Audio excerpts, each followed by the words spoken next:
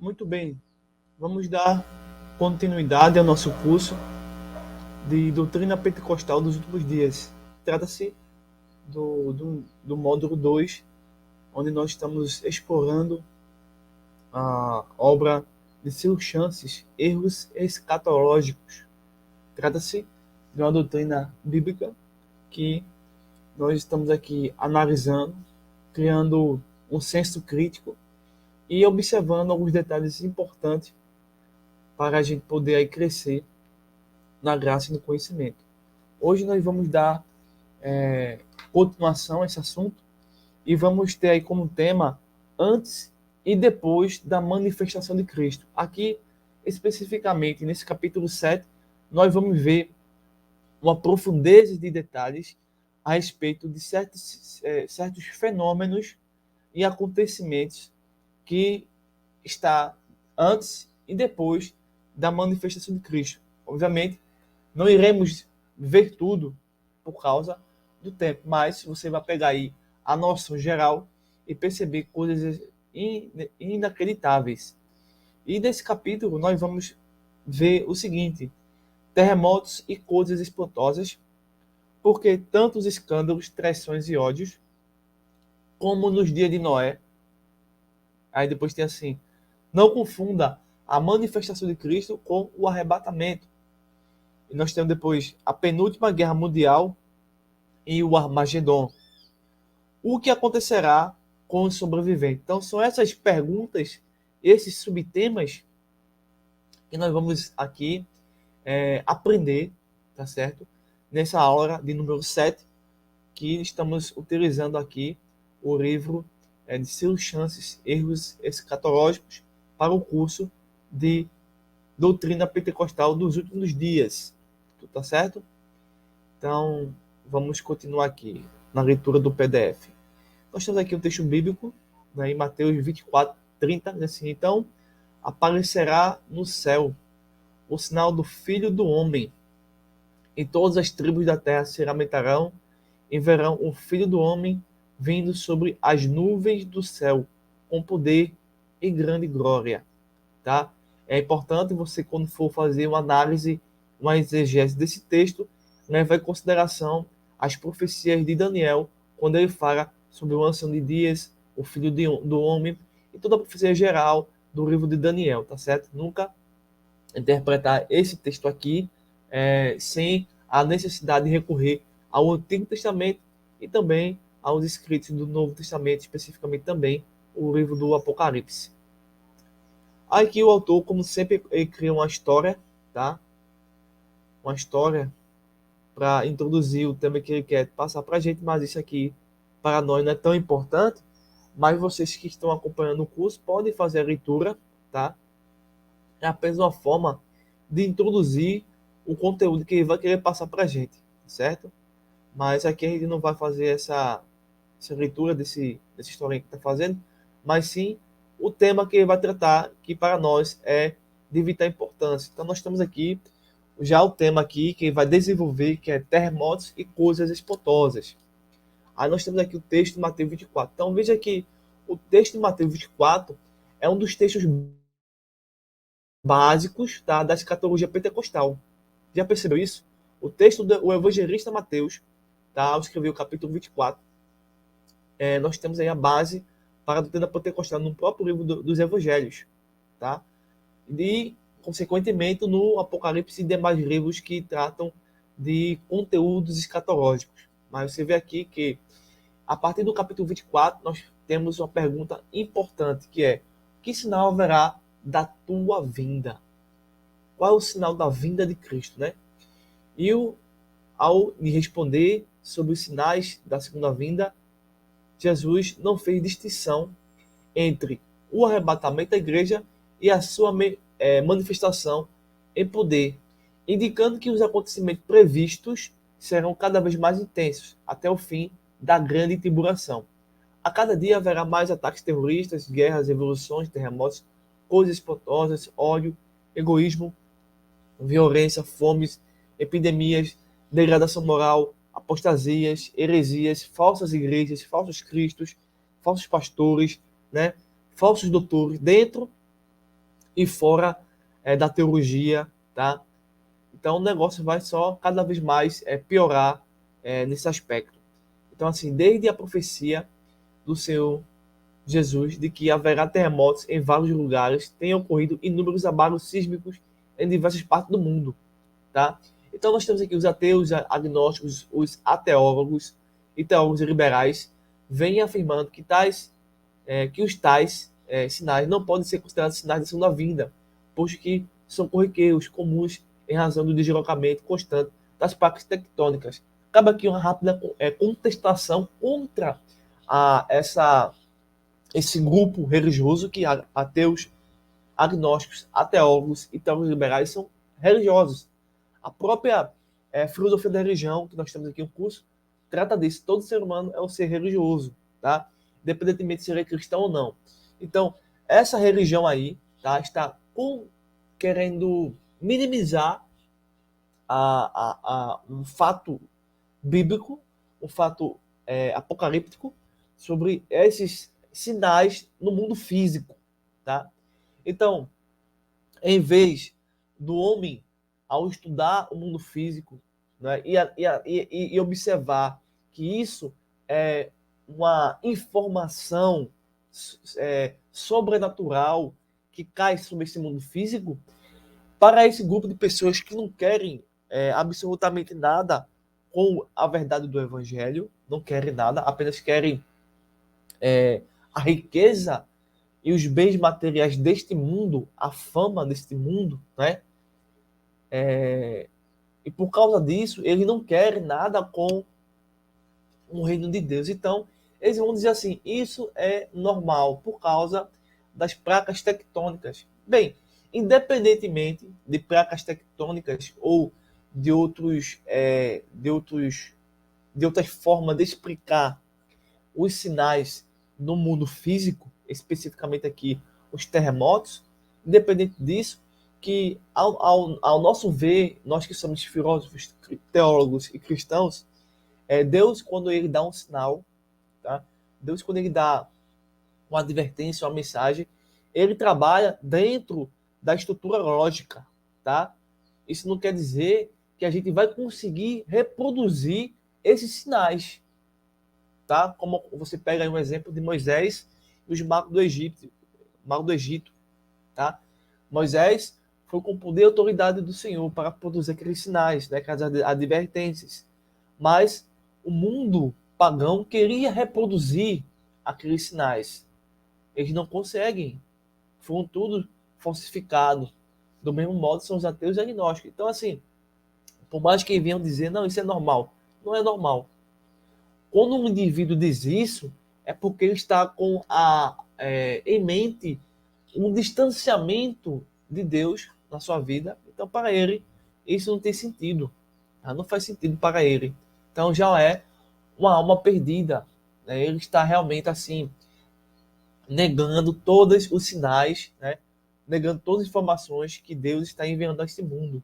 Né? Ele não quer nada, ele não quer saber realmente, não quer entender nada do mundo espiritual, infelizmente.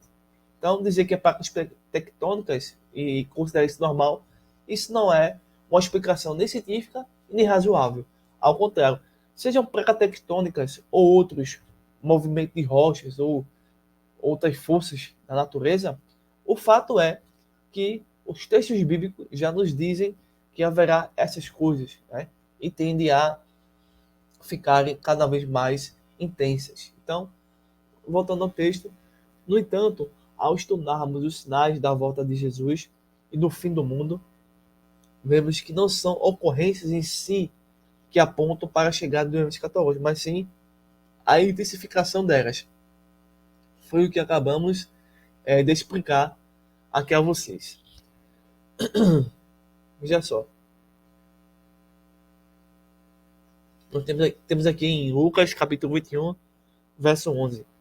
O Senhor asseverou: haverá em vários lugares grandes terremotos e fomes, e pestilências. Haverá também coisas espantosas e grandes sinais no céu, além dos abalos sísmicos considerados comuns, decorrentes do deslocamento das placas tectônicas. É previsto observar é preciso observar a proliferação de terremotos e sua magnitude. Deve-se considerar que sismos têm ocorrido até mesmo em áreas distantes do deslocamento das eruditas placas. Elas vêm acontecendo até mesmo no Brasil, o que há algum tempo estava fora de cogitação. Não é isso um indicador da vida de Jesus? Obviamente que sim, tá? Obviamente que sim. Mas esses cientistas de hoje, eles têm uma outra filosofia para enxergar esses fenômenos, tá? E não usam as escrituras. Aí é o que é o grande problema. Então, juntamente com terremotos, fomes e pestilências, Jesus vaticinou que haverá coisas espantosas. Então, o que seriam essas coisas? Alguém pode se perguntar.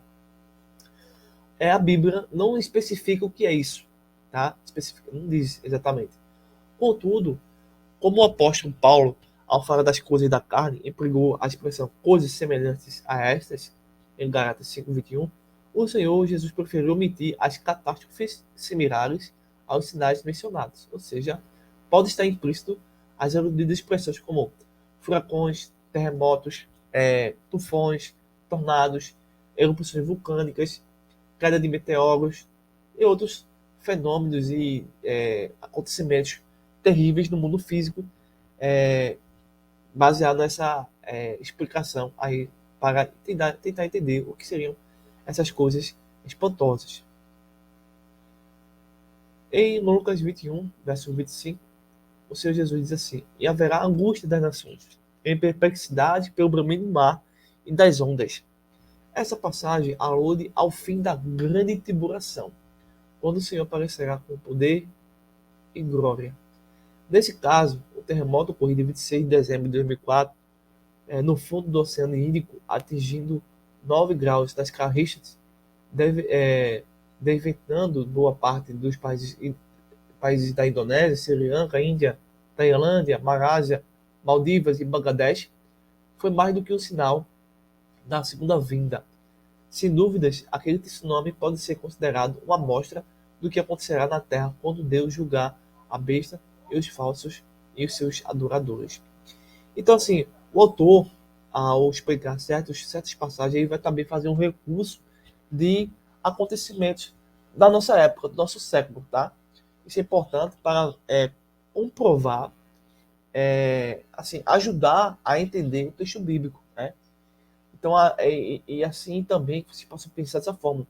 Então, fenômenos dessa magnitude, eles devem ser vistos como uma advertência, um sinal de Cristo, né? E tudo mais. Mas nunca como um acidente, algo normal que deve ser aí dispensado. Não. Isso aí é uma coisa que a gente precisa prestar bastante atenção e se preparar. Já aqui, ele vai fazer o seguinte, vai tentar explicar por que tantos escândalos, traições, ódios, apostasias, por que isso está acontecendo no mundo todo. Novamente ele faz uso de Mateus 24, verso 10. Assim, depois de ter mencionado falsos cristos, esse é um dos grandes problemas que o mundo religioso ele produz. O mundo religioso produz milhares de falsos cristos a todo instante. Você vai numa igreja, você vai em uma manifestação religiosa, e o Cristo que é pregado não é o Cristo 100% Deus, nem 100% homem. Não é. Entendeu? É muito difícil vocês perceberem isso, mas acontece hoje em dia. Então temos guerras, rumores de guerra, fomes, pestes, terremotos e perseguições. Sim, as perseguições são uma outra situação muito complicada para a igreja, né? Quando a igreja ela de fato se posiciona contra, por exemplo, vamos dizer assim, uma agenda comunista, né? O governo, as forças de governo, né? Essas autoridades, elas tendem a perseguir não somente a igreja, mas pessoas ligadas à família tradicional serão duramente perseguidas, presas, mortas, estupradas, entendeu? Jogada aos leões. Então a igreja, quando ela se posiciona contra um tipo de Estado que era manifesta o reino das trevas, aí a igreja ela começa a ser perseguida. Mas quando a igreja percebe que o governo X é o poder das trevas e fica de boca fechada, ela compactua com os sinais da besta. Infelizmente, aí temos aí uma igreja meretriz. Então, que a escatologia que nós estamos estudando aqui faça com que a gente consiga aí contornar essa situação. Bem, o Senhor afirmou: nesse tempo, muitos hão de se escandalizar, trair e odiar uns aos outros. Isso envolve perseguição, guerras, os falsos cristos, também por causa da fome. Às vezes você, em um cenário onde você precisa de remédios, é necessário entregar um cristão ao governo para obter remédios, por exemplo. Entendeu? Então, muitas coisas acontecem para que aconteça a ideia de traição, de escândalo, de odiar o outro. Já o dicionário Ruas, o termo escândalo significa fato ou acontecimento que contraria e ofende sentimentos, crenças ou convenções morais, sociais e religiosas estabelecidas, indignação, perplexidade ou sentimento de revolta provocado por ato de que viola convenções morais e regras de decoro. Essa é a definição de escândalo. Não é exatamente isso que está ocorrendo hoje em dia? Ao lado do escândalo está a traição em grande escala, traição uns aos outros. Isso denota que a traição se torna cada dia um sentimento presente no casamento, na sociedade, entre os que se dizem amigos. O pensamento de que é preciso puxar o tapete de alguém para crescer nas empresas é comum nesses tempos pós-modernos. Quanto a isso, a palavra de Deus é severa. Os homens maus e enganadores irão de mal a pior, enganando e sendo enganado. 2 Timóteo, capítulo 2, versículo 13. Aí você diz assim, por que isso vai acontecer? Os homens maus e enganadores irão de mal a pior, enganando e sendo enganados. Por que isso vai acontecer? Porque Deus é o Senhor do universo. Cabe aqui a gente perceber que a soberania de Deus era radical. A soberania de Deus é extremamente poderosa. Entendeu? Nada, nenhum acontecimento, nenhum pensamento, nenhum fato futuro, passado, intermediário, nada acontece sem a determinação de Deus, sem a permissão, sem os decretos de Deus, nada acontece. E ninguém foge, escapa do controle de Deus. Tá? Nem homens bons e nem os homens maus. Todos estão fixos no olhar atento de Deus. Nada vai descontrolar o governo de Deus. Tá? Ainda que esse mundo físico caiu em pecado, infelizmente, caiu em pecado, esse mundo físico ainda dobra os seus joelhos a Deus. Deus não deixou de ser Deus por causa de que o mundo físico entrou no pecado, entendeu? Ao contrário, o mundo físico é sujeito a Deus, mesmo no próprio pecado. Então, enfatizando que o sinal e a pressa continuará se cumprindo, não apenas nesses termos que acontecem, nesse tempo que acontece o arrebatamento, mas até a manifestação do Senhor. Jesus também falou de ódio generalizado, uns aos outros se aborrecerão. O sentido de odiar ou aborrecer na passagem a preço é de alimentar sentimentos maldosos e injustificáveis com o próximo. Faz necessário observar a advertência de Deus em 1 João 3,15, a fim de que tal sentimento não se encontre lugar entre os salvos em Cristo. Qualquer que aborrece o seu irmão é homicida.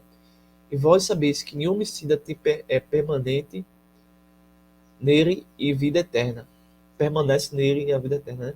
Ninguém está autorizado por Deus a determinar o dia em que o Senhor voltará para levar os salvos às moradas celestiais. Atos 1:7, Mateus 24, 42 e 44. Desencadeando uma série de eventos escatológicos. Mas os sinais indicadores da sua volta nos estimulam a permanecer vigilantes até nossa reunião com ele, pois sabemos que a sua palavra jamais passará. Como nos dias de Noé. Então aqui o autor, né, ou os autores, tá certo? O texto inspirado por Deus e o próprio Jesus vai nos ajudar a entender mais ainda essa perspectiva escatológica, tá? Muito presente, né? Muito presente em todas as escrituras. Então ele faz missão aos dias de Noé, tá? Aos dias de Noé. Então veja bem, os sinais da vinda de Jesus nas esferas moral, ética, política, religiosa, espiritual, filosófica, teológica, comportamental, psíquica, estão relacionados, por analogia, com os dias de Noé e Ló, caracterizados de modo geral por quatro coisas: moralidade, materialismo, indiferença e violência. Eu já diria também apostasia. Eu faria uma quinta questão. Então, assim como foi nos dias de Noé, será também nos dias do Filho do Homem. Comiam, bebiam, casavam, davam-se em casamento. O mesmo acontecia nos dias de Ló.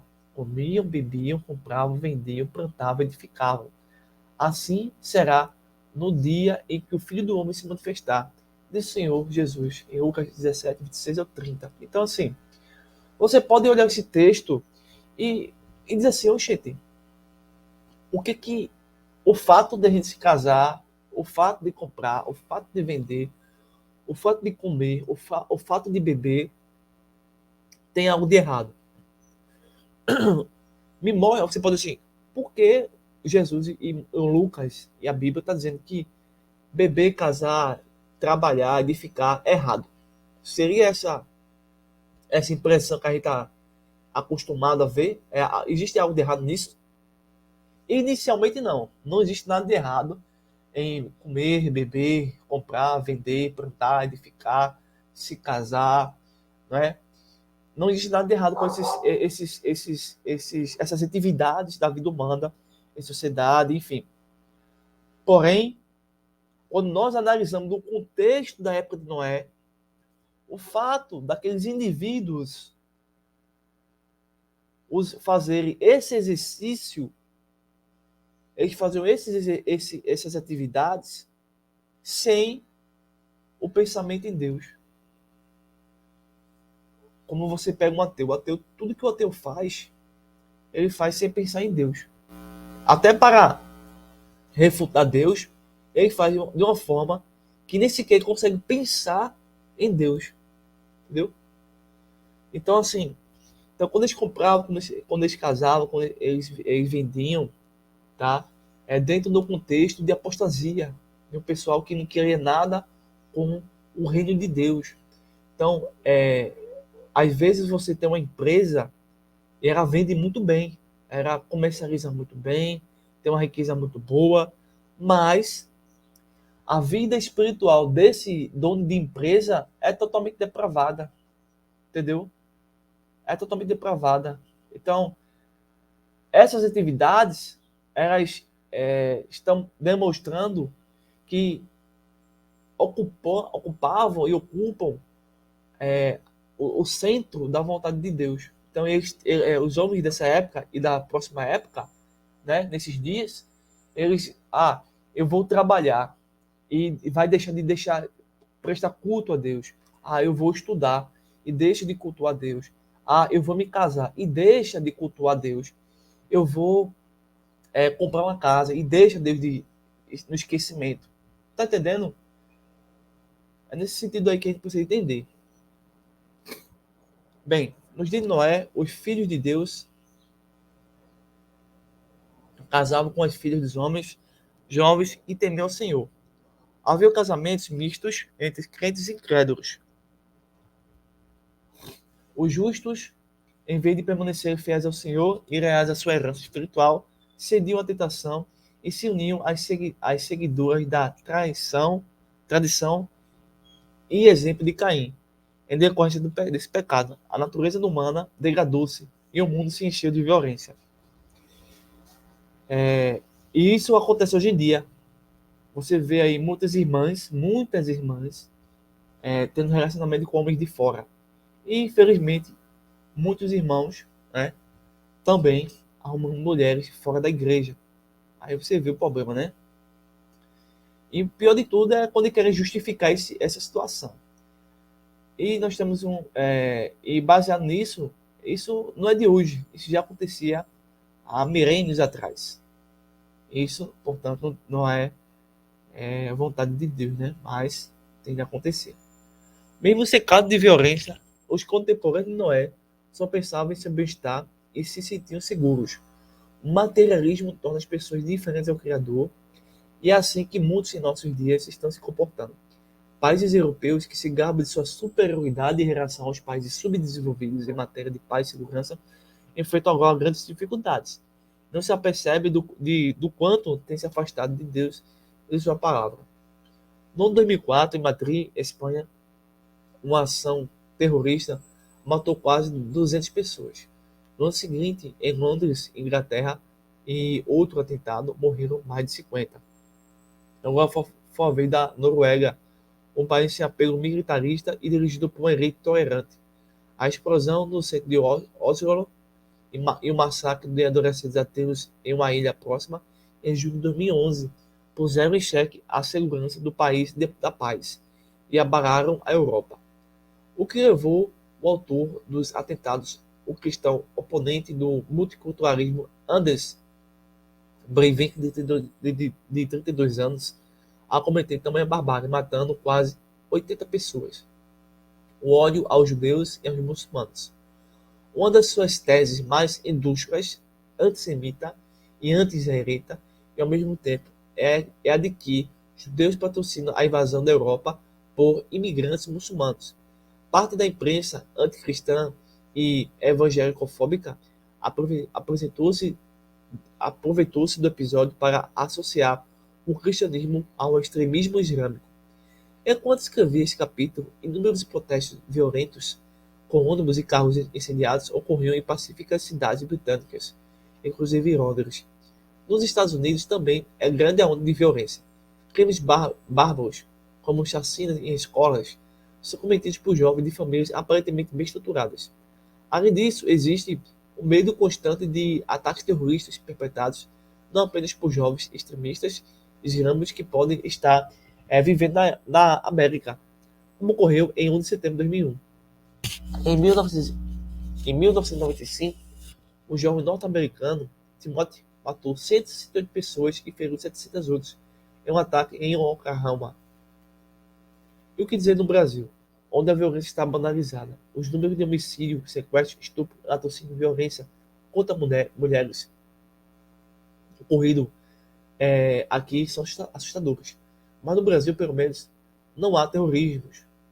Alguém dirá, aqui de fato não há terrorismo em grande escala, como em outros países. Porém, não dá para se esquecer do que aconteceu em 7 de abril de 2011, na Escola Municipal Tasso de Silveira, no bairro Realengo do Rio de Janeiro.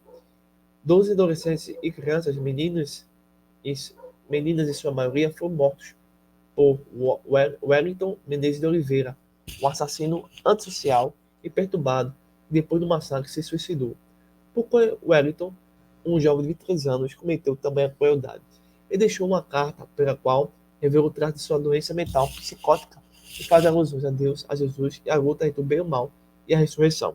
Por causa disso, críticos evangélico-fóbicos se apressaram em afirmar que ele era um cristão fanático. Então, o fato de uma pessoa falar de Deus, de Jesus, da Bíblia, da ressurreição ou de qualquer passagem bíblica não o torna cristão.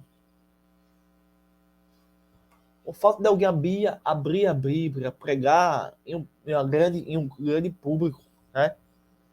Ou escrever ou produzir cursos, não o torna cristão de jeito nenhum. O que o torna cristão é o Espírito de Deus. Quando um pecador, seja ele um adolescente, um velho, um idoso, um adulto, ele recebe o Espírito de Deus, aí sim, ele de fato é cristão.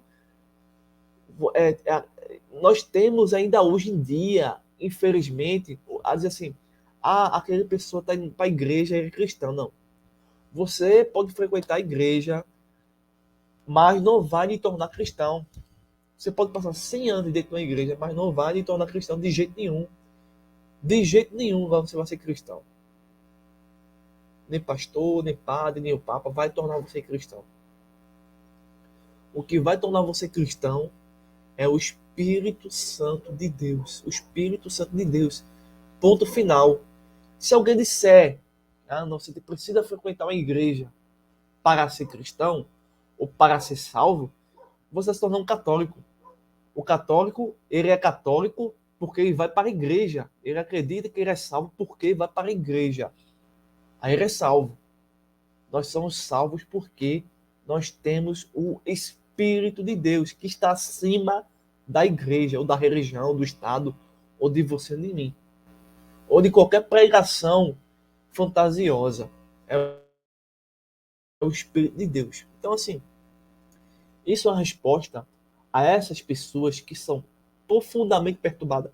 Tanto esse indivíduo que matou, infelizmente, pessoas, quanto os jornalistas que propagam uma falsa narrativa sobre o cristianismo, de quem é e de como é cristão. Então nós precisamos aí abrir os olhos, prestar bastante atenção, pois o cenário de hoje em dia ele é profundamente caótico. Bem, mas o assassino também fez menção da doutrina do som da alma e demonstrou preocupação com seu sangue. Isso indicia que ele tivera, na verdade, contato com a senda pseudo-cristã das Testemunhas de Jeová. Além disso, um parente revelou que ele pesquisava sobre armas e queria cometer um atentado que tivesse repercussão, como perpetrado pelos terroristas em 11 de setembro de 2001. Nós sabemos que as Testemunhas de Jeová não são evangélicos, né, nem cristãos, certo? Como nos diz Noé, a humanidade não teme a Deus e não prioriza o acúmulo de bens materiais. As pessoas não conseguem pensar nas coisas de cima e cultivam a idolatria e a avareza, mas a diferença e a aparente segurança dos contemporâneos de Noé nada representa diante dos divinos. Assim como nos dias anteriores ao dilúvio, comiam e bebiam, casavam e davam-se em casamento, até o dia em que Noé entrou na arca e não perceberam, senão quando veio o dilúvio e os levou a todos. Assim será também a vinda do Filho do Homem. A cada dia o comportamento libertino torna-se comum e corriqueiro. Mulheres em busca de libertação, né, entregam-se aos seus próprios desejos carnais. Então, aqui a libertação, pessoal, é a libertação nos moldes marxistas, tá?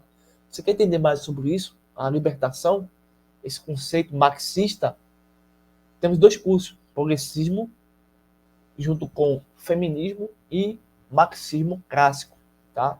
Se você quiser saber mais sobre isso aí. Bem, então relacionam-se com homens que estão vendo pela primeira vez e até com mulheres. Homens, por sua vez, inflamam-se em sua sexualidade uns para com os outros. Homem com homem, cometendo torpeza e recebendo em si mesmo a recompensa que convinha ao seu erro. Esse deprimente quadro se constitui em mais um sinal indicador da vinda de Cristo.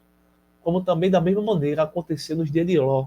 Comiam, bebiam, casavam, compravam, vendiam e edificavam. Mas no dia que Ló saiu de Sodoma, choveu do céu fogo e enxofre, consumindo a todos.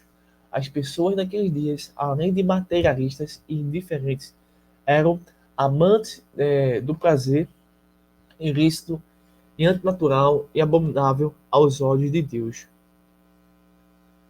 E por isso ele destruiu as cidades de Sodoma e Gomorra. Nunca foi tão difícil educar os filhos de acordo com os valores cristãos. Os pais precisam estar muito atentos, pois há um bombardeio na mídia contra as famílias. Então aqui, a gente que tem filhos precisa ensinar em casa a alfabetização para eles conseguirem ir para as escolas. Ensinar a Bíblia para eles poderem ir para a escola, tá? Então, muitas das vezes isso não acontece. e às vezes o que acontece é que eles vão se tornando aos poucos ateus. E frequentar a igreja para isso não vai adiantar muita coisa. Já há livros nas bibliotecas das escolas públicas e particulares, nas quais há incentivo aberto, mediante ilustração, à homossexualidade e à bissexualidade. E o MEC ainda tensionou recentemente distribuir um kit que não apenas combatia a intolerância homofóbica, mas como também foi comprovado, induzir as práticas homossexuais e bissexuais. Não somente é o MEC, mas toda a estrutura governamental, hoje em dia, toda a mídia, os jornalistas, os filmes, então tudo está a favor de uma narrativa dessa agenda, já falamos aqui inicialmente. Então, continuando. Como nos diz de Ló, é grande a degradação moral no Brasil, incentivada por jornalistas, artistas, novelistas e ativistas políticos, que não têm compromisso com os valores morais e com a família. E o pior, alguns parlamentares que criam leis para punir severamente cristãos que protestam contra a imoralidade. Veja o caso do anticonstitucional PLC 122, que está presente no Senado Federal. Esse projeto de lei se contrapõe aos direitos constitucionais já alcançados, como a livre manifestação do pensamento. Então, assim, isso está acontecendo, pessoal, dentro do controle de Deus, tá? Isso é fato, isso é inegável. Porém, essas coisas estão aumentando cada vez mais porque não temos hoje uma constituição, uma formação acadêmica para o povo de Deus. O povo de Deus precisa influenciar e propagar não sua própria imagem, entendeu? Às vezes você coloca um pastor como um senador, como um parlamentar, e esse indivíduo propaga a sua própria imagem, não propaga o evangelho, entendeu? Esse é o problema. Esse é o grande problema. Precisamos propagar o evangelho dentro e fora da política, dentro e fora das universidades, entendeu? E assim a gente vai minimizando essa ação do mal. Porém, jamais a escatologia será reconfigurada, tá bom? Defendendo por ativistas homossexuais, o PL 122 propõe a criminalização de toda e qualquer opinião contrária ao homossexualismo, equiparando ao crime de racismo. Se comprovado, os conceitos de raça e orientação sexual ficarão no mesmo bojo. E isso, sem dúvida, dará aos homossexuais o status de nova raça ou classe superior. Né? Afinal, a antropologia, a grosso modo, reconhece três tipos de raça: negroide, caucasoide e mongoloide. Ninguém nasce homossexual, né? Ou homossexualoide, e a despeito de muitos estudiosos defenderem a causa gay, não existe nenhum respaldo científico para afirmar que a homossexualidade é natural. Caso a PCL 122 seja aprovada, a pregação contra a prática homossexual será considerada um crime similar ao racismo, mas e a manifestação ansitosa, debochada de determinados grupos em público em programa de TV, contra os valores morais e expressados pelo cristianismo. Eles não agridem a família, apresentando um péssimo exemplo para as crianças e adolescentes em formação. Afinal, muitos homossexuais, não satisfeitos em poder ser o que são, livremente querem enfregar na cara de todo mundo a sua condição com muito orgulho. E, segundo alguns deles, se alguém não possui a mesma orientação sexual, pertence a uma raça inferior, como tem sugerido o astro porto-riquenho Rick Martin. Há pouco tempo, Martin admitiu ser homossexual, o que é um direito que lhe assiste. Entretanto, ao que parece, isso não lhe foi bastante. Ele tem lutado para provar que ser homossexual denota muito mais do que ser diferente de heterossexuais. Significa ser superior a eles. Ao falar a respeito de como dizer ser definido por seus filhos na escola, ele declarou à revista Veja: quero mais é que eles falem a seus amigos: meu pai é gay, ele é muito legal, seu pai não é gay, triste o seu caso. que é o que eles citam orgulho em fazer parte de uma família moderna. Quer dizer, então, que um heterossexual é inferior ao homossexual? O filho de um pai heterossexual não pertence a uma família moderna? É triste pelo fato de seu pai não ser um homossexual? Esse pensamento de Rick Martin também me parece preconceituoso e discriminador, próprio de quem não respeita as diferenças, mas ele não parou por aí e deu exemplos. Quando você é garotinho e seus pais o levam ao parque, alguém logo diz: Olha, que bonita aquela garota, que graça. Você gostou dela? Somos levados a sentir atração pelo sexo oposto. Isso provoca uma confusão enorme quando se sente algo diferente. A pressão toda é para sermos como os outros. É mais fácil. Hoje eu sinto que os outros é que são indiferentes, não eu. Queria que o mundo entendesse que amar do jeito que eu amo não é revolucionário, é natural. Ora, natural, normal, cientificamente, é ser homem e mulher. A Bíblia também assevera que Deus nos criou assim. Criou Deus, o homem, a sua imagem e semelhança. A imagem de Deus o criou macho e fêmea. É legítimo um grupo pedir que a maioria o respeite, enquanto que seja diferente dela. O que é contrassenso é a minoria querer provar a fé e fogo por sua força de lei da mídia que é superior à maioria e o que sua opinião jamais pode ser contestada. O PLC 122 foi apresentado em 2006, aparentemente como um bom propósito modificar leis que definem os crimes resultantes de vários tipos de discriminação e preconceito, de raça e de cor.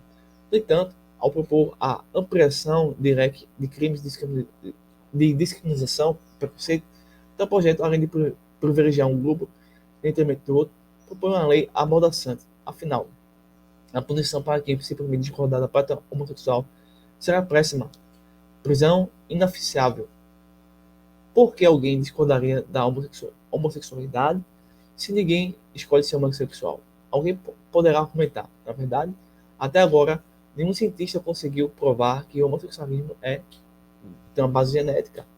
Não existe gene gay, mas vários fatores podem contribuir para a manifestação do comportamento homossexual ao longo da vida. Inclusive, já está comprovado que o gene pode ser alterado em decorrência de maus tratos na infância.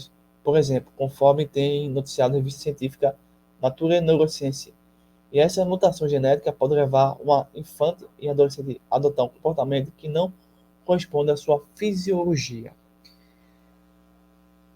O simples fato de um escritor evangélico ou católico expor um pensamento contrário à prática homossexual também o tornará um intolerante e homofóbico, pois o projeto em apreço visa a criminalização de toda ação, inclusive filosófica, que se contraponha à orientação sexual. Qualquer homossexual terá elementos para processar o escritor tão somente por ele discordar do homossexualismo.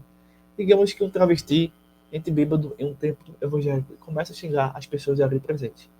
Se o pastor pedir para alguém retirar o baderneiro da reunião, outra poderá processar a igreja por preconceito e discriminação. Outro exemplo é, se dois gays resolverem se beijar em um local de culto ou em suas imediações e alguém chamar a atenção deles, o casal também poderá alegar que foi vítima de homofobia. Até o emprego do termo homossexualismo pode-se ter uma ideia já é tido como preconceituoso por os ativistas homossexuais. Além de torcer o sentido do vocábulo homofobia, considerando homofóbicas opiniões sem ofensas, quer impedir o uso de um termo que consta no dicionário da língua portuguesa. Reconheço que é usual e comum chamarmos a relação entre pessoas do mesmo sexo de homossexualidade. Porém, a palavra homossexualismo não é preconceituosa. Ela designa principalmente o movimento dos ativistas homossexuais e sua ideologia. Uma coisa é a relação entre pessoas do mesmo sexo e outra bem diferente é o movimento, o ativismo e a ideologia dos homossexuais. Porque uns podem se expressar amplamente emitindo sua opinião sobre qualquer tipo de assunto, enquanto outros não podem. Porque o homossexualismo pode fazer críticas à Bíblia e aos evangélicos, e estes não podem discordar do homossexualismo. Ao se combater a homofobia, considerando erroneamente qualquer opinião contrária ao homossexualismo, uma ação homofóbica não estará criando outro tipo de tolerância, a evangélico-fóbica, nas Escrituras, tanto no Antigo Testamento como nas páginas neotestamentárias, vemos que Deus condena explicitamente a relação entre pessoas do mesmo sexo. Por isso, para os cristãos que seguem de fato a Bíblia, a homossexualidade sempre será uma prática pecaminosa. E afirmar isso não significa ser intolerante. Aliás, a mesma Bíblia nos instrui a ser moderados e responder com mansidão e temor a todos que pedirem razão da esperança que é em nós. Mas a degradação moral e a perseguição ao Evangelho são sinais da volta de Jesus. Bem, o autor aqui ele foi muito extensivo a respeito dessa questão aí. Eu achei particularmente desnecessário abordar de maneira assim, detalhada esse assunto dentro da obra Escatologia. Poderia ser mais resumido e assim se aprofundar em uma outra análise da escatologia. Mas esse não é um dos piores problemas que a igreja tem enfrentado. Não. É um dos problemas. Outros são a invasão do movimento progressista. No nosso canal temos um curso e vídeo falando sobre isso. Eles assumiram o púlpito das igrejas e estão aí contornando novamente a nossa forma de pensar. Então nós precisamos produzir, né, o verdadeiro evangelho, pois eles estão aí desconstruindo a palavra de Deus. Bem, já que vamos tratar sobre não confunda a manifestação de Cristo com o arrebatamento. Bem, vamos ver aqui. Basta estudar sobre a volta de Jesus sem preconceito para entender que haverá dois adventos distintos, intervelados por 7 anos. Pessoas que não temem a Deus nem reconhecem sua palavra zombam. Quando Jesus voltar, vão matá-lo de novo. Dessa vez será por meio da cadeira elétrica, injeção letal, fuzilamento. No entanto, quando ele se manifestar visivelmente, fará isso com poder e glória. Aos seus inimigos só restaurar uma alternativa, lamentar. Em Apocalipse 19, a volta do Senhor é descrita de modo muito diferente da narrativa de 1 Tessalonicenses. Por quê? Porque essa passagem refere-se claramente ao arrebatamento. É o texto apocalíptico aludido. A manifestação do Senhor e vi o céu aberto, e eis um cavalo branco, e o que estava sentado sobre ele chama-se fiel e verdadeiro, e julga e peleja com justiça. E seguindo o exército dos que há nos céus, com seus cavalos brancos e vestidos de linho fino, branco e puro. E na sua veste e na sua coxa tem escrito este nome: Rei dos Reis e Senhor dos Senhores. Na sua manifestação, o Senhor virá com seu exército. O que isso significa? Alguém de modo apressado poderá pensar que ele virá apenas com os seus anjos. Entretanto, como a igreja também forma parte do exército de Deus vivo, é considerado o fato de que os salvos já estarem nos céus por ocasião da manifestação de Cristo. Cumprir-se-ão o que está escrito em Colossenses 3:4. Quando Cristo, que é a nossa vida, se manifestar também, então também vós vos manifestareis com ele em glória. Zacarias 12:14, Mateus 24, Tessalonicenses. Vemos as características da gloriosa manifestação de Cristo em poder e grande glória. Ela não deve ser confundida com o arrebatamento, porque Jesus descerá à terra a fim de julgar os vivos com todos os seus santos. Além disso, um dos propósitos dessa segunda etapa será por fim a grande tribulação, 7 anos após o rapto da igreja. Em Mateus 24,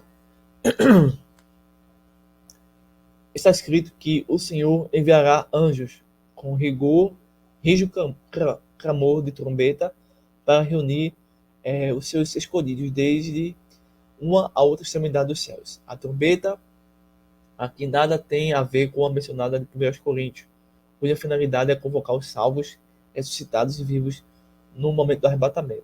Na manifestação do Senhor, em poder e glória, haverá a reunião de todos os santos, de todas as épocas, os que estiveram no céu, em corpos glorificados e os vivos, remanescentes, judeus e gentios, que sobreviverem à grande tribulação, todos juntos ingressarão no milênio.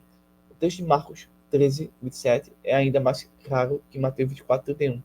Quanto a isso, pois informa que os anjos reunirão os escolhidos da extremidade da terra até os céus. Cristo e seus exércitos descerão à terra. Naquele dia estarão seus pés sobre o Monte das Oliveiras. E ele porá fim à grande tribulação, vencendo a falsa trindade na batalha contra o seu exército. Envia a besta dos reis da terra e os seus exércitos reunidos para fazer guerra àquele que estava sentado sobre o cavalo e seu exército.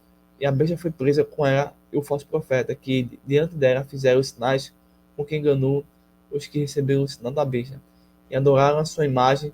Estes dois foram lançados vivos no ardente lago de fogo e enxofre. Diferentemente do rápido, a manifestação de Cristo no mundo todo o verá. Eis que venham com as nuvens, e todo olho o verá, até quando transpassarem. E todas as tribos da terra se meterão sobre ele, certamente amém. Ele virá publicamente, há de vir, assim como para o céu o viste ir. Jesus será visto pelos judeus, os que transpassaram, e por todas as nações. Todos os adoradores da besta o contemplarão e lamentarão, pois na segunda etapa da vinda ele virá como Rei dos Reis e Senhor dos Senhores, e juiz de toda a terra. As passagens que mencionam a reunião de Cristo com os seus santos, por ocasião da segunda vinda, necessitam de atenção redobrada, a fim de que não haja confusão entre o arrebatamento da igreja e a manifestação do Senhor. Em ambas as fases mencionadas, que o Senhor Jesus virá com seus santos. Isso faz com que alguns teólogos se apressem em considerar erroneamente uma coisa só. Joel capítulo 2. Quando confrontamos essa passagem com Atos capítulo 2, vemos que não é arrebatamento que será precedido por um grande avivamento, como alguns pregadores têm afirmado, e sim a manifestação de Cristo com poder em grande glória. Deus derramará o seu Espírito especialmente sobre Israel. Os seus remanescentes reconhecerão que Jesus é o Messias, e olhando para ele, chorarão amargamente, arrependidos. Eles hão de reconhecer a culpa pelo transpassamento de seu juiz, legislador e rei. Enganam-se quem pensa que na grande tribulação o Espírito de Deus se retirará da terra. Ele continuará agindo pelos juízos de Deus derramados nesse período. Não visam a outra coisa senão levar os pecadores ao arrependimento. E como o Senhor é misericordioso e gracioso, os que se arrependem usufruirão de um grande derramamento do Espírito. A profecia desse glorioso avivamento, que permanecerá a grande tribulação, está registrada em Ezequiel capítulo 37, Mateus 25 e 24 e 25. Esses dois capítulos são textos-chave para o entendimento das duas etapas da vinda de Cristo e outros eventos escatológicos. Em Mateus 24, vemos os últimos dias próximos ao arrebatamento, a primeira e a segunda fase da grande tribulação, a manifestação de Jesus em poder e glória, e várias analogias a respeito da vigilância ante a segunda vinda. Em Mateus 25, além da parábola das 10 virgens, que aponta para a iminência do arrebatamento, e a dos talentos, que alude ao tribunal de Cristo, vemos o julgamento das nações e ao prelúdio do reino milenar de Cristo. Colossenses 3:4. Esse texto, como vimos acima, diz respeito à revelação de Cristo em glória, quando os salvos em corpos glorificados vierem com ele. 1 Tessalonicenses. Nesta passagem está escrito: para confortar o vosso coração, para que sejais irrepreensíveis em santidade diante de nosso Deus e Pai, na vinda de nosso Senhor Jesus Cristo com todos os seus santos. Nesse texto, o termo santos refere-se aos espíritos e almas dos salvos que serão transportados para o paraíso da terra, a fim de se unirem aos corpos na ressurreição por ocasião ao arrebatamento da igreja. Tito 2:13. Há passagens em que as duas etapas são mencionadas juntas, exigindo do exegeta ainda mais atenção. O versículo apreço um bom exemplo disso é aguardando a bem-aventurança, esperança e aparecimento da glória de Deus e nosso Senhor Jesus Cristo.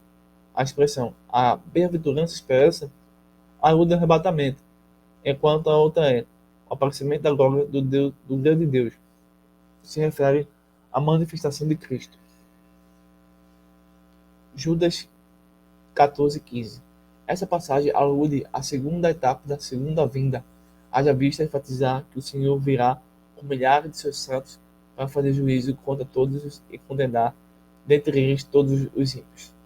Apocalipse 19. Aqui também vemos as duas etapas. No versículo 8, a igreja galardoada está nas bodas do Cordeiro, vestida de linho puro, fino e resplandecente. No verso 14, acompanha o Senhor Jesus em sua manifestação em poder. Diz assim: e seguiam-no o exército que há nos céus em cavalos brancos, vestidos de linho fino, branco e puro. Então nós temos aí as próprias escrituras evidenciam a distinção sobre o arrebatamento e a segunda vinda, tá? Vamos agora passar aqui para um outro tema chamado a penúltima guerra mundial e o Armagedon. A batalha do Armagedon será o desfecho da penúltima guerra mundial, que poderá ser a terceira, a quarta, assim por diante. Depois do milênio ocorrerá ainda o último ato de Satanás, que percorrerá os 4 cantos da terra para incitar os rebeldes contra o Rei dos Reis e Senhor dos Senhores. Isso ensejará a última guerra mundial, a respeito do qual decorrer no capítulo 9 desta obra. No século passado, entre 1914 e 1945, houve 2 guerras mundiais. A ganância e o egoísmo das maiores potências do mundo custou a vida de inúmeras pessoas, destruiu a natureza, devastou as cidades e deixou um legado de pobreza e miséria para a humanidade. Elas nasceram das desavenças entre países da Europa, mas se estenderam para além do continente europeu, causando a morte de 70 milhões de pessoas. Veja só, ficamos muito tristes por causa das guerras, tá certo? Mas as guerras, como falei em alguns outros vídeos, é necessária.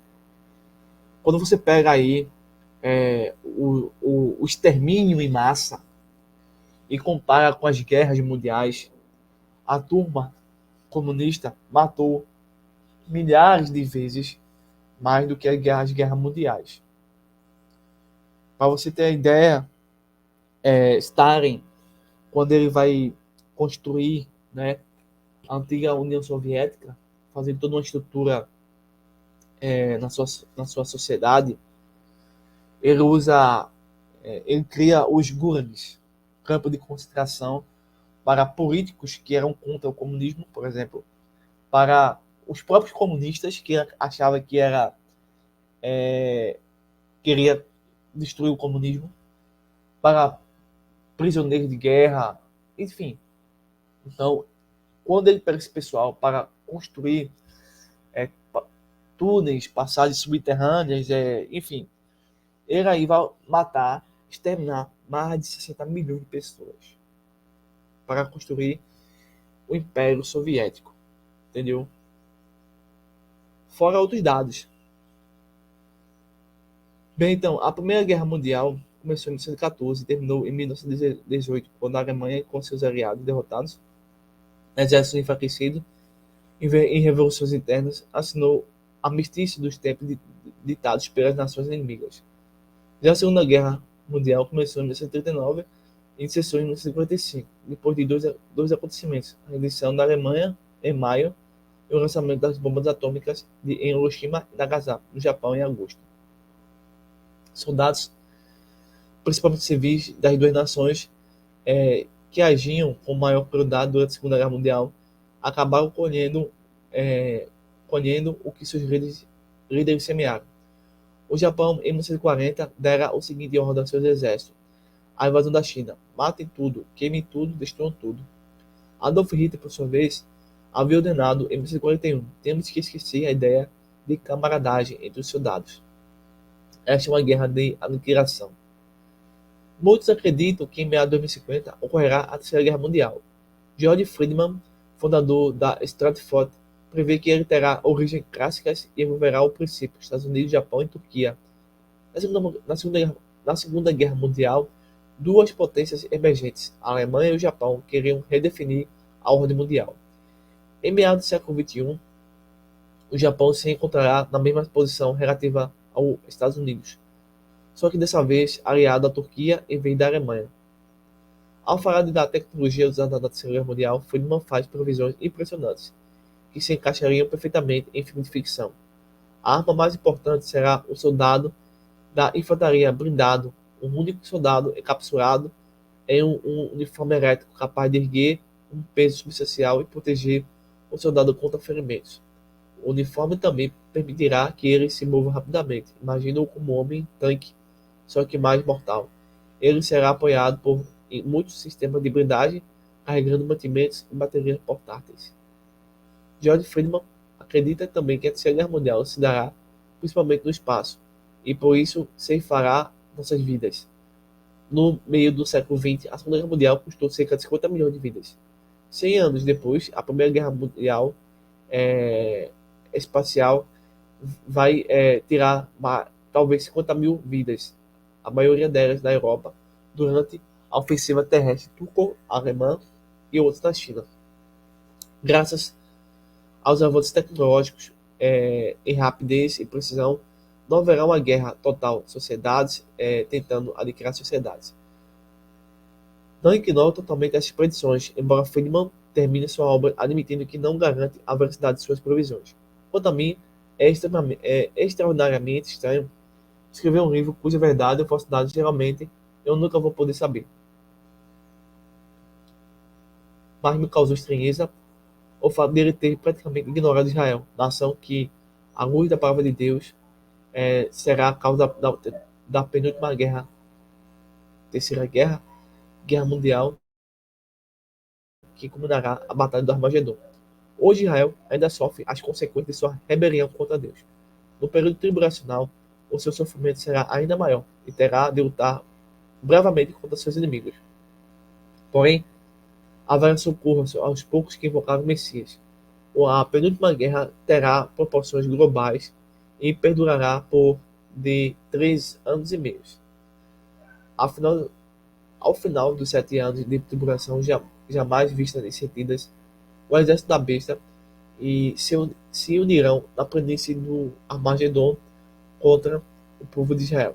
A população do mundo estará bastante reduzida por causa da guerra, dos vários juízos divinos derramados sobre a guerra.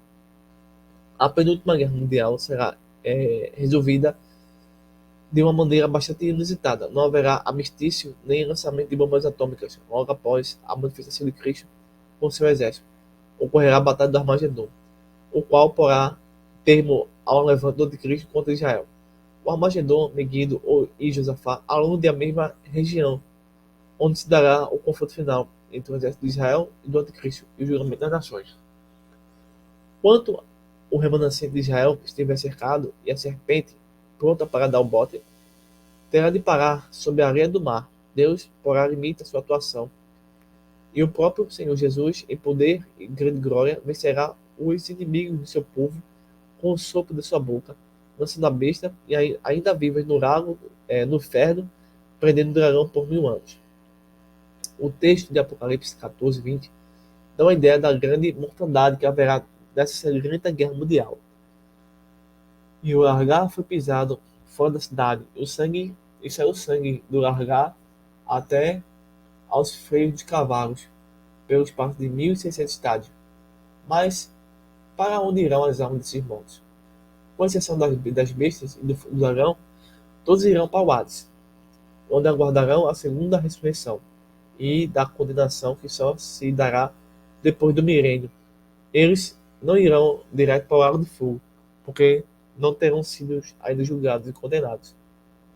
O inferno é um lugar para os ímpios condenados e um dos julgamentos estabelecido pelo justo juiz. Estamos quase finalizando aqui essa aula. Vamos ver aqui agora o que acontecerá com os sobreviventes. Na manifestação do Senhor Jesus, os sobreviventes da grande tribulação e da batalha do Armagedon serão julgados. É o julgamento das nações, que terá como justo juiz aquele que prometeu: congregarei todas as nações e as farei descer ao vale de Josafá. Quem participará desse juízo? Os representantes de todas as nações, isto é, os que restarem de todas as nações que vierem contra Jerusalém, pois muitos sequer tomarão parte da ofensiva do anticristo contra Israel. Qual será a base do julgamento das nações? O tratamento dado a Israel por causa do seu povo e da minha herança, Israel, a quem eles espalharam entre as nações. Muitas nações hoje estão contra o povo de Israel, acusando de servirão pelos conflitos árabe-israelenses e Israel-palestino. Seus representantes vivos hão de comparecer ante o justo juiz naquele grande dia. A guerra de Israel não é contra um povinho indefeso, e se contra o Irã e outras nações que não reconhecem a legitimidade do seu Estado. Muitos que condenam Israel por seu ataque preventivos aos inimigos não levam em conta o jihadismo, terrorismo islâmico, na época da Guerra Fria, Estados Unidos e a ex-União Soviética. Não entram em guerra de fato porque temiam aniquilação mútua. Israel não pode esperar que haja esse mesmo bom senso por parte dos extremistas e muçulmanos. Se o Irã tiver bomba nuclear, é provável que decida usar, seja por motivos ideológicos, seja por medo de que Israel, portador de um formidável estoque de armas nucleares, possa atacar primeiro. É claro que os conflitos israelo-palestino e árabes-israelenses, nem todo o Oriente Médio está contra Israel. Isso certamente será levado em conta quando as nações forem julgadas pelo justo juiz. O Egito, por exemplo, com a qual Gaza faz fronteira, opôs-se abertamente aos grupos terroristas Hamas. E a Arábia Saudita apoia de modo tácito qualquer coisa que os israelenses façam para conter a influência dos xiitas no Irã e no Oriente Médio. Deus impôs a sua mão, em primeiro lugar, ao povo de Israel. Daí ele queria começar para conseguir até a recondução de todos os povos à sua comunhão de paz. Ao chamar Abraão pai do povo israelita, Deus lhe disse: entre serão benditas todas as nações da terra, e por isso Israel não perderá a guerra contra as forças da intolerância religiosa do Oriente Médio, representada agora pelo terrorista do Hamas. Por não ter sido fiel ao Senhor, Israel trouxe sobre si duas consequências. Mas a palavra de Deus afirma que o endurecimento veio em parte sobre Israel, até que a plenitude dos gentios haja completado. O tempo da plenitude dos gentios que está chegando. A figueira começou a florescer, e este é um dos principais sinais da segunda vinda. Olhai para a figueira, quando já tem rebentado, vós sabeis que perto está o verão. Israel é uma sentinela avançada da democracia e da civilização judaico-cristã, cercada por nações e grupos políticos armados que lutam pela destruição do Estado judeu e pela morte de todos os seus habitantes não árabes. Boa parte da Europa é inimiga dos israelenses, e muitos países estão obcecados em lutar contra a democracia mais sólida do mundo, Israel e os Estados Unidos, preferindo ficar ao lado das piores ditaduras. As nações inimigas gratuitas de Israel que fechem os olhos para o antissemitismo, e principalmente o antissemitismo, como o Brasil, lamentavelmente terão seus representativos vivos condenados ao julgamento das nações, caso não se arrependam. Em Mateus 25, Jesus afirmou: e todas as nações serão reunidas diante dele, e aparecerá uns dos outros, como o pastor aparta dos bodes das ovelhas, e porá as ovelhas à sua direita, mas a dos bodes à esquerda, considerando o que diz a profecia de Joel 3. Os bodes representam as nações que fizeram mal a Israel, e as ovelhas que lhe dispensaram um bom tratamento. Estas são chamadas pelo Senhor Jesus de justos por duas vezes, mas aos outros nenhum adjetivo além de bodes lhe é atribuído, porque as nações ovelhas serão absolvidas. Jesus dirá: naquele dia, tive fome e deste-me de comer, tive sede e deste-me de beber, era estrangeiro e hospedaste-me, estava nu e vestiste-me, adoeci, foste-me ver, estive na prisão e foste-me ver, né? Ele explicará aos justos que, ao fizerem bem ao povo de Israel, os seus pequeninos irmãos, estavam tratando, na verdade, diretamente com ele. As nações bodes, segundo Mateus 25, irão para o inferno. No final, o fogo eterno, o tormento eterno. Estes termos correspondem ao Geena e ao lago de fogo, designações do mesmo local, porque o justo juiz será tão rigoroso ao lançar os opositores de Israel diretamente no lago de fogo. Na verdade, esse julgamento será apenas uma consumação, como vemos em Apocalipse. Os condenados terão muitas oportunidades de arrependimento durante a grande tribulação. Não se arrependeram de seus homicídios, nem de suas feitiçarias, nem de sua prostituição, nem de suas ladruices. Jesus, identificado em Mateus 25 como rei, dirá também aos que estiverem à sua direita, isto é, as nações e ovelhas: vinde bendito de meu Pai, possuí por herança o reino que vos está preparado desde a fundação do mundo. O termo reino aqui alude ao milênio, enquanto está escrito no verso 46, que os justos irão para a vida eterna, em contraste com os ímpios, cujo destino será o tormento eterno. As nações absorvidas irão para a vida eterna, no sentido de que, ao ingressar no milênio, como povos naturais, terão todas as oportunidades de seguir o Senhor Jesus Cristo e permanecerem nele. Por outro lado, estes, como pessoas comuns, em corpos não glorificados, deverão permanecer fiéis até o fim, assim como ocorre hoje com os servos do Senhor, que já possuem a certeza da plena salvação. Tudo o que é feito em relação ao povo de Deus, seja este a igreja, seja como no caso em a príncipe de Israel, constitui-se em ações boas ou más para com o Senhor diretamente. Saulo perseguia a igreja primitiva, mas ao ouvir Jesus a pergunta: Saulo, Saulo, por que me persegues? Por isso, quem diz que ama a Deus deve demonstrar o seu amor no tratamento aos pequeninos irmãos. A sentença para os representantes das nações bodes não lhes será favorável. Eles que estarão à esquerda do rei ouvirão: apartai-vos de mim, malditos, para o fogo eterno, preparado para o diabo e seus anjos. A justiça do rei fica clara aqui, pois o critério para a condenação dos bodes será o mesmo usado na absolvição das ovelhas. Tive fome e não me deste de comer. Tive sede e não me deste de beber. Depois da grande tribulação, os inimigos dos reis e seus senhores terão destinos diferentes. O anticristo e o falso profeta serão lançados vivos no inferno final, inaugurando o lago de fogo. Uma parte de seus inimigos mortos irão para o Hades, onde aguardarão o juízo de final. Os condenados do julgamento das nações irão direto para a Geena, o inferno final. E o dragão, Satanás, será preso por 1000 anos. Enfim, o mundo estará pronto para uma nova ordem mundial. Aqui terminamos o conteúdo da aula de número 7. O próximo conteúdo que nós vamos estudar será esse aqui, chamado sobre uma nova ordem mundial. Bons estudos, até o próximo vídeo, forte abraço.